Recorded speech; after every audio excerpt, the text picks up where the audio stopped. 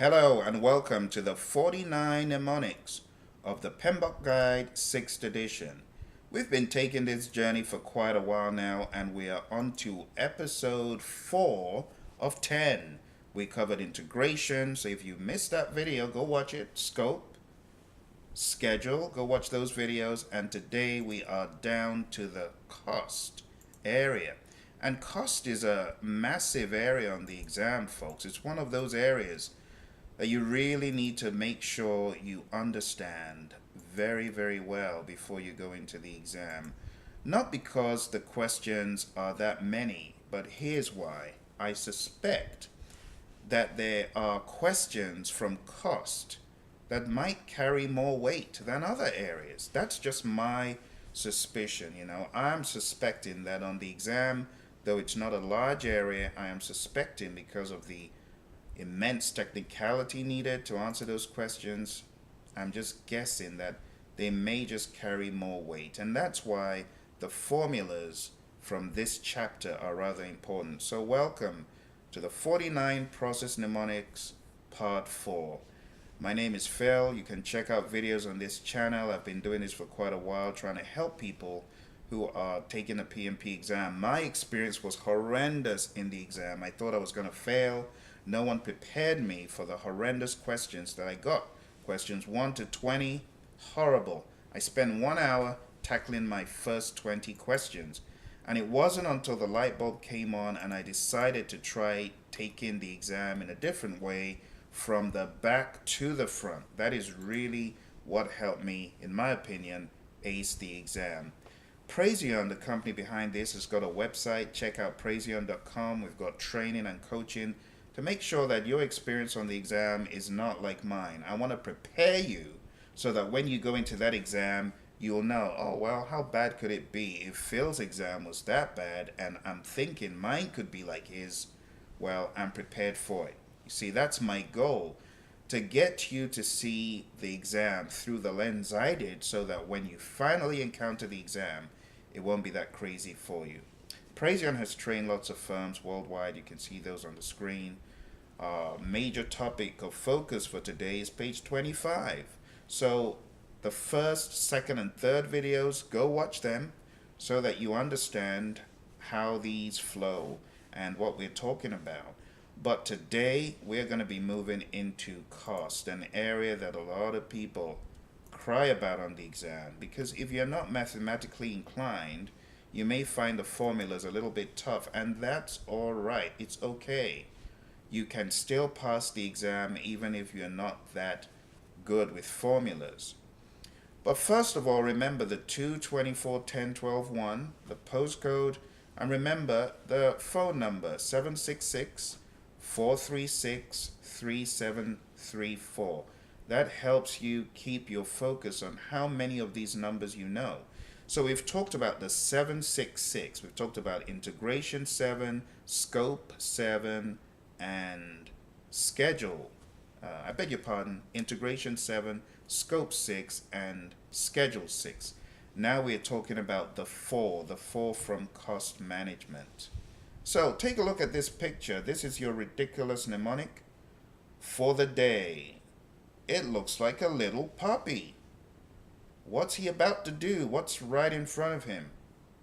A croissant. The puppy is about to eat the croissant. So we can say that puppies love delicious croissants, don't they?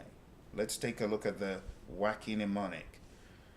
So the mnemonic for cost, puppies eat delicious croissants. And if you got a dog, well, this is going to stick. Just imagine him eating a delicious croissant. That's all.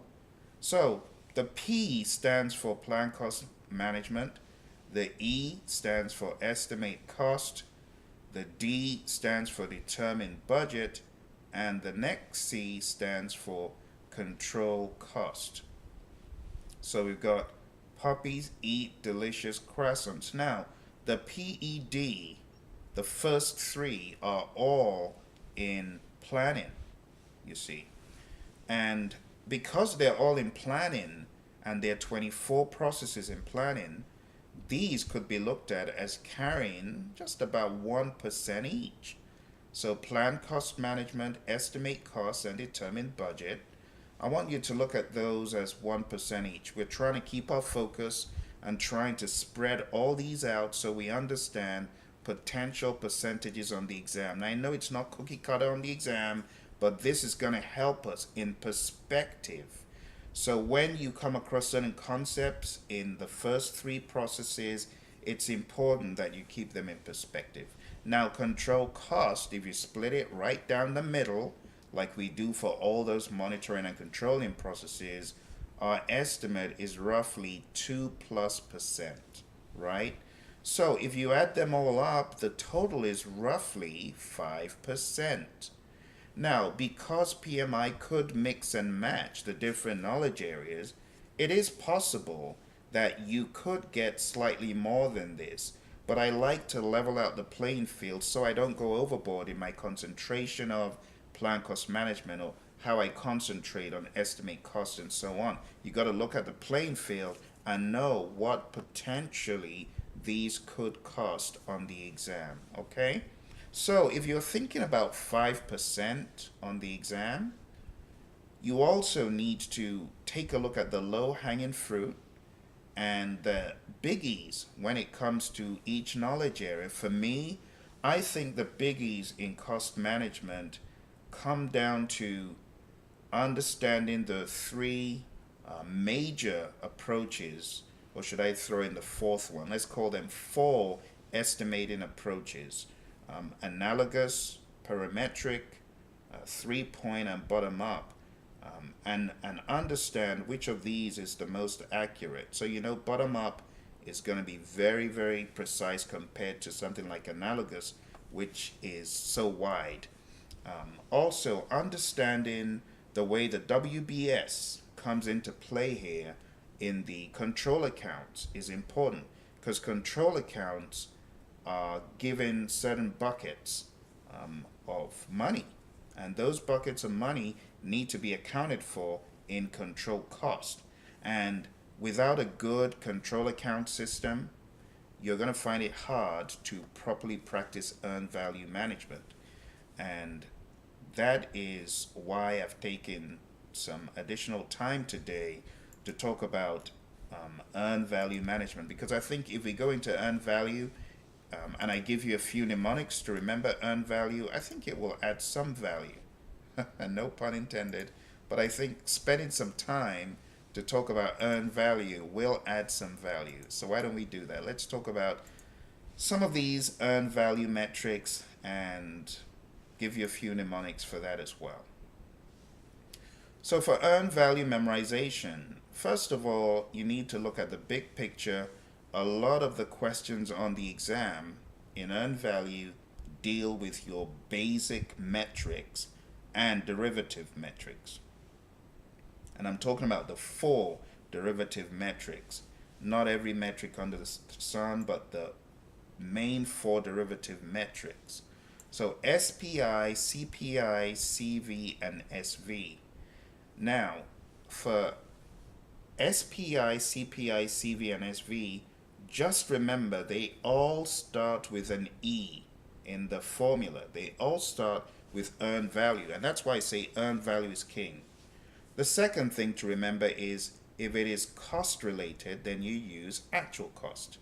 So CPI, cost performance index, uses AC, actual cost.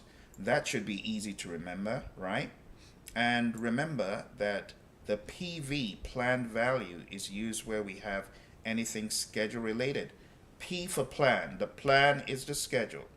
You know, that's why I like to tell people the plan is the schedule is the plan. Just remember, plan is the schedule is the plan. Now, to go a step further, for those people who may be encountering this for the first time, having a little bit of trouble, I've got a mnemonic for you. So the derivative, notice that I put them in a sequence. Schedule, cost, SC, SC. All right, schedule, cost, schedule, cost. Just remember, they all start with E, that is your earned value right there. And as far as the base, just remember the base metrics, PAPA. See? So if you remember SEP going that way and PAPA going down that way and CEA and then SEP, that gives you some additional help to remember how these formulas are put together, okay? Now, just remember, someone else's problem, SEP. And also remember, children eat, what do they eat a lot? They eat a lot. Children eat a lot. I'm just joking, don't get hung up on that. So, someone else's problem, children eat applesauce. How about I replace the A? That will make some of you happy. And then someone else's problem and children eat applesauce. If you remember that sequence, you're going to remember it's SPI, then EV and PV, CPI, EV and AC, and then same thing. Now, how do you get around the indices and variances? If it's an index, you divide, obviously. Anything with the word variance, you subtract, okay? So I'm hoping that this will give you some additional tool to remember these earned value metrics on the exam. Just remember someone else's problem, and just remember children eat applesauce. Or if you will, children eat a lot. Just remember that, okay? Now let's go a little step further and let's go into what exactly is in the entire earned value spectrum. So at the top left, this just tells you, hey, I gotta remember my base metrics. Then under that, you've got what I just showed you, SPI, CPI, CV, SV. And that pretty much reminds you, hey, I gotta remember my derivative metrics. Greater than 1 ahead, less than 1 behind, or if it's cost, greater than 1 under budget, less than 1 over budget, things like that, equal to 1 on target. Schedule variance, remember, same in the same vein, greater than 0 ahead, less than 0 behind, equal to 0 on target. For cost, greater than 0 under budget, less than 0 over budget, and that's negative and equal to 0 on target. And also remember, right here, you need to know how to read these earned value graphs. If you haven't watched my video on how to read your earned value graphs like a boss, you definitely want to check out that video. And of course, the EACs. You need to know your EACs, folks. Know thy EACs. It's going to help you on the exam. TCPI could rear its head once in a while. You need to remember the base concept is work remaining divided by funds remaining. Okay? Work remaining divided by funds remaining. If you remember that, you should be on a good footing. And for VAC, variance at completion, remember B comes before E in the alphabet. So BAC minus EAC. All right, let me give you a few easy, cheap questions. So are these metrics good, bad, or otherwise? Good, bad, or something else? What do you think? SPI 0.5, CV $5, SV minus $50, CPI 1.01, SPI 3.09, and CPI 0.65. Note, indices do not have a dollar sign next to them. So, tell me, hit the pause button if you want some more time to think about it. These videos are also meant to give you a little quiz for you to kick the tires. So why don't you hit the pause button, make sure you finish this, and then come back and complete it, and I'm going to show you the answers in 5, 4, 3, 2, and 1. The answers are as follows. SPI is 0.5, bad. CV is equal to $5, good, you're $5 ahead. Or $5 under budget, I should say. Schedule variance equals to minus $50, that's bad. It means that there's $50 worth of work that has not been done within the time frame that it should have. CPI equals to 1.01. That's good. That means you are under budget slightly, depending on how much the project is. For example, you're dealing with a $5 billion project, CPI of 1.01, 0.01 of 5 billion. That's a lot, isn't it? CPI equals 3.09. This is too good. There may be a problem. Okay, someone may have padded, or the dollars are going to the wrong cost center. We don't want that to happen. Something's wrong. And then SPI equals to 0.65. That means, taking a look at the schedule, you are only getting 65% of the scheduled work accomplished for the time period. And no one in management is going to smile at that. That is actually not very good. Not good. All right, so I hope that has given you some additional ideas about this area of cost management. I want to encourage you, though, before I go, it is extremely important that in your favorite book, you know all those formulas. Okay? I've got a lot of videos. I want you to go look for them on YouTube. Put it on your to-do list. The EAC video, you need to watch it. The 2 EAC videos, you need to watch those from Praizion, and the longer videos about earned value management. Just type in earned value Praizion. Those videos are going to come out in the search. You want to make sure you watch those videos, especially if you are finding it hard with this area. If you're finding earned value hard, I try to make it as easy and as transparent as possible. So I want you to go into your PMBOK guide, go to page 267. Page 267. This is where we need to focus on what you need to be focusing on.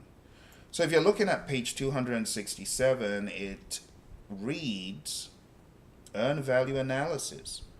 And you can see that there's a lot of stuff here. There's a lot of metrics. PV, EV, AC, BAC, CV, SV, VAC, CPI, SPI, EAC, and there are 4 there. It's like a 4-headed beast. ETC, and then TCPI.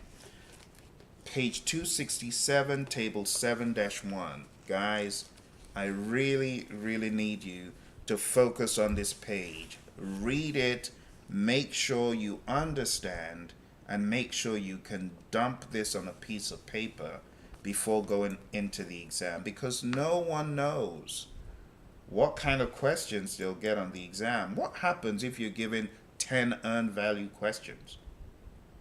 That's a lot. 10 can bring one's exam to their knees. I mean, it could bring one's exam to its knees, begging to pass, because think about it.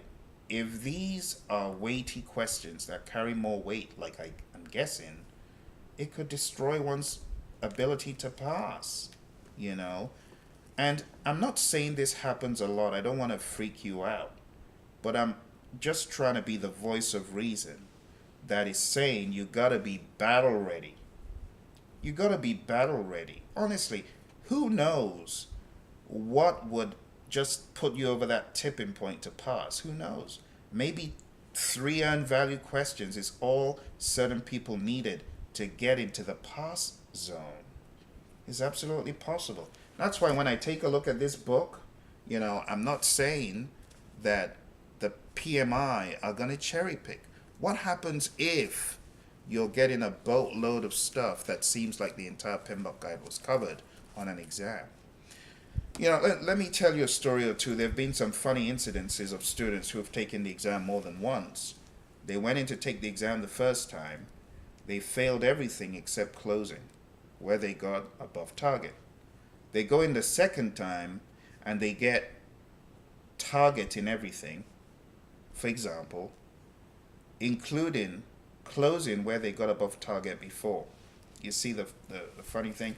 Or someone who gets above target in monitoring and controlling on their first attempt, goes in on their second attempt and gets below target in monitoring and controlling, but passes everything else and managed to hobble out of the exam alive. What am I trying to tell you? I'm trying to tell you PMI is not going to tell you, we're only going to give you questions in cost. No. They could choose any knowledge area to represent any domain. You know, some people say, oh, I didn't get a single earned value question, or I didn't get more than 1 or 2 earned value questions. But then in the same token, you hear from students who say, I had nothing less than 15, or I had nothing less than 20 formula questions. So when I tell you to study for the exam, I'm very careful to not give you some Alice in Wonderland fantasy story. PMI aren't going to give you any questions from earned value, or earned value is so insignificant on the exam. You would hate me if I did that, because you could very well get into the exam and you could find earned value front and center. Like a student said, Phil, it would have helped if you told me I could have gotten 20 earned value questions. I'm like, uh-oh. Sorry, buddy. Everyone on social media said they only had 3. Well, I had 20, Phil. So I stopped my approach of telling people, you're not going to get that many. No. Prepare for any possibility with a PMI. You never know what your exam is going to be like. That would be my 2 cents. Okay? And with that, we have come to the end of our cost management mnemonics, and I hope you found it useful. I hope you found these little quizzes that I gave you helpful, because you could get questions dressed up like this on the actual exam. Okay? Thank you very much for your audience, and I'll just say that if you are struggling with this topic, if you're finding it hard, you're pretty much in a battle with earned value, you might need to go for more training, more equipping, and more discussions. You know, we've got a bunch of stuff on YouTube. Check it all out. And if that doesn't help you, maybe, just maybe, you need to think about coming on our full-blown 35 contact hour course. All right, so you need to go to www.praizion.com, okay? Sign up. It starts at $125. And with that, you can go through the entire content for a week. You can take mock exams, you can take quizzes. Phenomenal system. And I talk about students all over the world. You know, a couple of weeks ago, I found out that one of my students from India, he was being naughty. He didn't tell me he'd passed the exam. I'm like, Mitun, you passed the exam? He's like, oh, I'm sorry, Phil. Sorry, Phil, I forgot to tell you. But anyway, I appreciate you guys. Don't forget to hit like and subscribe, and I'll see you in the next video. Bye for now.